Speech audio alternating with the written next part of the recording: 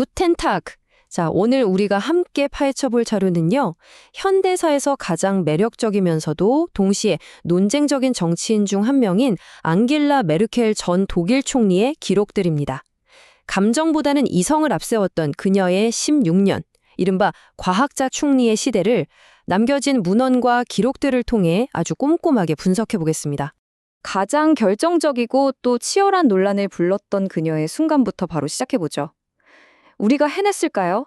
이 질문은 2015년 난민위기 당시 그녀가 남긴 역사적인 세 단어 Wir schaffen das, 즉 우리는 해낼 수 있습니다 라는 선언을 되돌아보게 만듭니다. 여기서 주목할 점은요. 메르켈이 당시의 결정을 단순한 국경 개방 정책으로 설명하지 않는다는 겁니다. 그녀는 아주 명확한 양자택일의 문제로 접근했습니다. 우리가 사람들을 존엄하게 대할 것인가 아니면 물대포를 쏠 것인가. 국경에 몰려든 사람들을 향해 물대포를 쏘는 건 인간의 존엄성에 어긋난다고 판단한 거죠.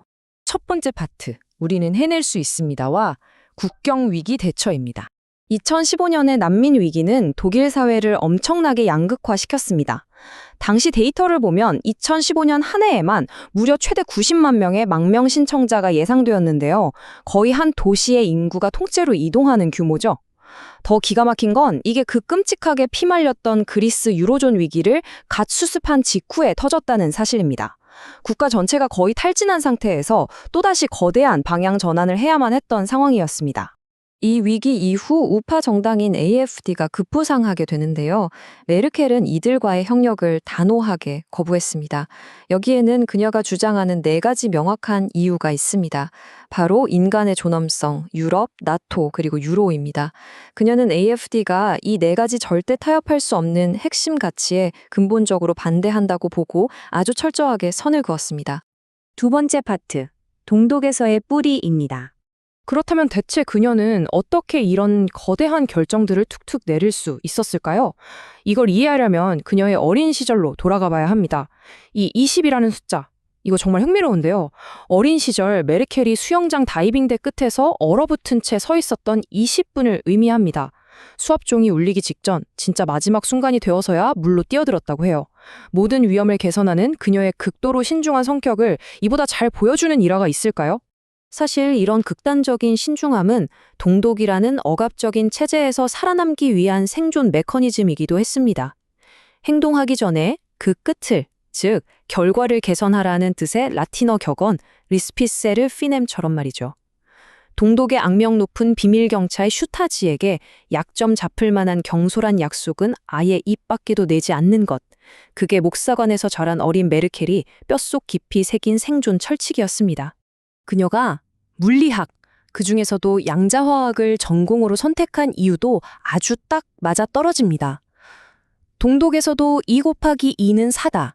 아무리 권위주의 독재 국가라도 객관적 진리나 수학적 사실만큼은 조작할 수 없으니까요. 권력이 침범할 수 없는 진리의 피난처가 바로 과학이었던 셈입니다. 그런데 진짜 재밌는 건요. 항상 철두철미하게 계산만 할 것 같은 이 양자화학자에게도 완전 반전 매력이 있다는 겁니다. 대학 시절 파티에서 그녀는 체리 위스키를 섞어 파는 바텐더 역할을 맡기도 했는데요. 한 번은 졸업 파티에서 그 체리 위스키를 너무 많이 마시는 바람에 배에서 굴러 떨어져 물에 빠진 적도 있다고 합니다. 세상에 그 완벽주의자 메르켈에게 이런 인간미 넘치는 모습이 있었다니 좀 다르게 보이지 않나요? 세 번째 파트, 남성 중심 세계에서의 권력 투쟁입니다. 1989년 베를린 장벽이 무너진 후 뼛속까지 남성 중심적이었던 살벌한 정치판에서 그녀의 상승세는 그야말로 파죽지세였습니다. 1990년 헬무트 콜 전 총리와의 단 15분짜리 면담만으로 장관직에 올랐죠. 당시 정치판을 주름잡던 기존의 알파 메일들은 동독 출신의 이 조용한 여성을 끊임없이 얕잡아봤습니다. 결과적으로는 그들의 아주 뼈아픈 실수였지만요. 그 알파 메일들의 오판이 가장 극적으로 폭발했던 순간이 바로 2005년 총선 개표 방송이었습니다. 게르하르트 슈레더 당시 총리는 생방송 중에 그녀를 향해 당신이 총리가 될 일은 절대 없을 거다 라며 심리적으로 엄청나게 깎아내렸습니다. 자, 이때 메르켈은 어떻게 했을까요? 놀랍게도 그냥 가만히 있었습니다. 완전히 침묵을 지키면서 슈레더가 제풀에 꺾여 스스로 무너지게 내버려 둔 겁니다. 네 번째 파트, 지정학적 세계 무대입니다.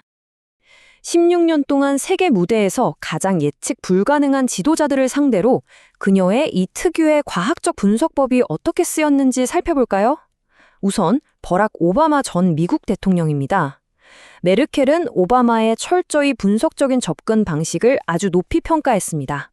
두 사람은 감정에 휘둘리지 않고 아주 이성적으로 글로벌 문제들을 전략화하는 최고의 파트너였죠. 하지만 블라디미르 푸틴 러시아 대통령과의 관계는 완전히 정반대였습니다. 두 사람의 좁힐 수 없는 세계관의 충돌을 보여주는 가장 결정적인 차이가 있는데요. 소비에트 연방의 붕괴에 대해 푸틴의 20세기 최대의 재앙이라고 여긴 반면 메르켈은 내 인생 최고의 행운이라고 생각했습니다. 세상을 바라보는 렌즈 자체가 아예 달랐던 겁니다. 이런 팽팽한 긴장 관계를 보여주는 아주 유명한 일화가 있죠. 2007년 소치 회담 때였습니다. 푸틴은 메르켈이 개를 극도로 무서워한다는 걸 아주 잘 알고 있었는데도 보란 듯이 덩치 큰 반려견을 회담장 안에 풀어놓았습니다. 심리적으로 그녀를 흔들어 놓으려는 아주 전형적인 위협 전술이었죠. 하지만 메르켈은 속으로는 어땠을지 몰라도 겉으로는 눈 하나 깜짝하지 않았습니다. 방위비 문제도 흥미롭습니다. 도널드 트럼프 전 대통령 같은 비판가들은 독일의 나토 방위비 인상이 너무 느리다며 거세게 몰아붙였죠. 이에 대한 메르켈 측의 논리는 다소 달랐습니다. 당시 독일은 감당하기 벅찬 여러 국내외 위기들의 균형을 맞춰야 했고 치명적인 국가 부채도 피해야만 했습니다. 그래서 군사 인프라 역시 점진적으로 서서히 재건할 수밖에 없었다는 아주 구조적인 방어 논리였죠. 마지막 5번째 파트, 권력의 자리에서 내려온 이후의 삶입니다. 무거운 짐을 내려놓은 후 이른바 철의 권력자라는 꼬리표 뒤에 숨겨져 있던 그녀의 개인적인 성향들이 참 재미있습니다. 그녀의 옷장 전략을 한번 볼까요? 메르켈은 매년 휴가를 갈 때마다 토시 하나 안 틀리고 똑같은 옷을 입었습니다. 왜 그랬을까요? 이유는 단순하고도 아주 치밀했습니다. 파파라치들을 지루하게 만들어서 나가 떨어지게 하려는 거였죠. 똑같은 옷이면 기사거리가 안 되니까요. 휴식 시간조차 계산적으로 통제하려 한 겁니다. 그리고 이 4.50이라는 숫자. 최근 틱톡에서 젊은 독일인들 사이에 아주 유쾌한 밈이 유행했는데요. 메르켈 전 총리님, 제발 돌아와서 케밥 가격 좀 4.50 유로로 고정해 주세요. 하고 애원하는 영상들이었죠.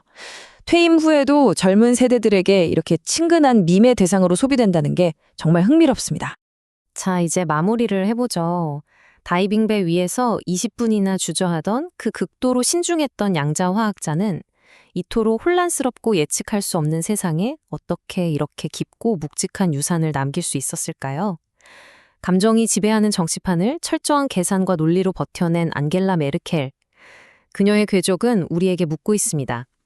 과연 이토록 감정적인 우리 시대에 또 다른 과학자 지도자가 탄생할 수 있을까요? 여러분은 어떻게 생각하시나요?